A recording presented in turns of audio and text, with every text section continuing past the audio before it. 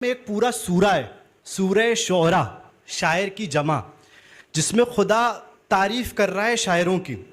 और अगर आप उसकी आखिरी आयतों में जाएंगे तो आपको महसूस होगा, अब क्योंकि आगे जाके खुदा ने इस्तिस्ना कर लिया, लेकिन आप शुरू की आयतें पढ़ेंगे, या अय्युहल्लज़ीना आमनू, जिसमें खुदा कह रहा है कि शायर उस शख्स को कहते हैं जिसके एक अल्फाज से पूरी दुनिया में रेवोल्यूशन आ सकता है, जिसके एक कहने से, समझ लीजिए कि जिसकी एक बात से कहीं ना कहीं बहुत सारे बदलाव आ सकते हैं। तो शायर की इतनी अहमियत है हमारे यहाँ।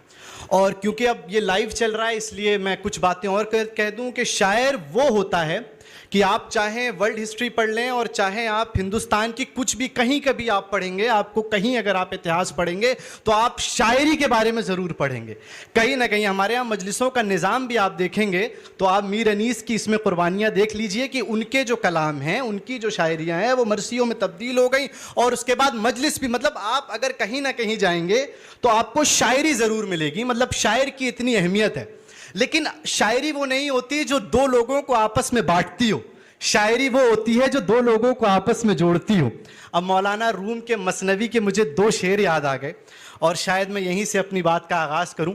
मौलाना रूम के मसनवी के दो शेर कि एक चरवाहा था और वो अपने भेड़ के ऊपर यूं हाथ फहरा रहा था और फहराते हुए कहता है, बार बार अपने भेड़ को उस पर हाथ रख के कहता है कि अगर तू खुदा होता तो मैं तेरी भी ऐसी ही कंघी करता, अगर तू मेरा मौला होता तो मैं तेरी भी ऊपर ऐसे हाथ फहराता। अब जनाबे मूसा मगलूलु गजब तो थे ही, फौरन जाके कहा तू ये क्या कह रहा है, शिर्क कर रहा है।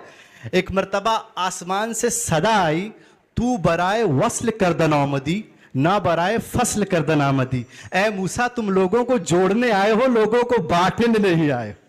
तो शायरी असली वो होती है जो दो लोगों को आपस में जोड़े, और शायरी असली वो होती है जो मोहब्बत पैदा करे दो लोगों के आपस में।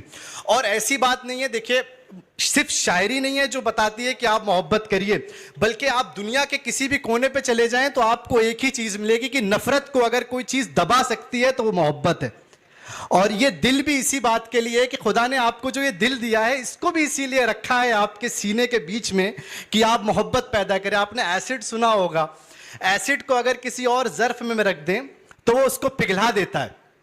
इसीलिए कहते हैं ये दिल खुदा का घर है, अगर इसमें नफरत आएगी, बुग़्ज़ आएगा, कीना आएगा तो धीरे धीरे खुदा की मोहब्बत वहाँ से निकलना शुरू हो जाएगी।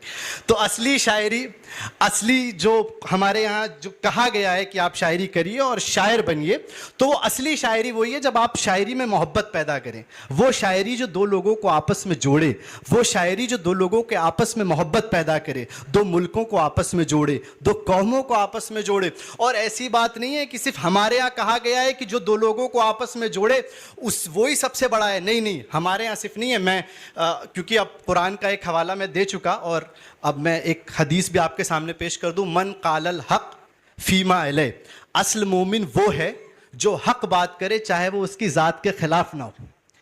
तो असली मोमिन वही है। तो हमारे यहाँ जो शायरी का निज़ाम है वो दिन ब दिन बदल रहा है। और मैं फिर से जो भी इस लाइव के ज़रिए बात जहाँ तक भी पहुँच रही है उनसे गुजारिश है ये कि शायरी को वापस में तब्दील करें।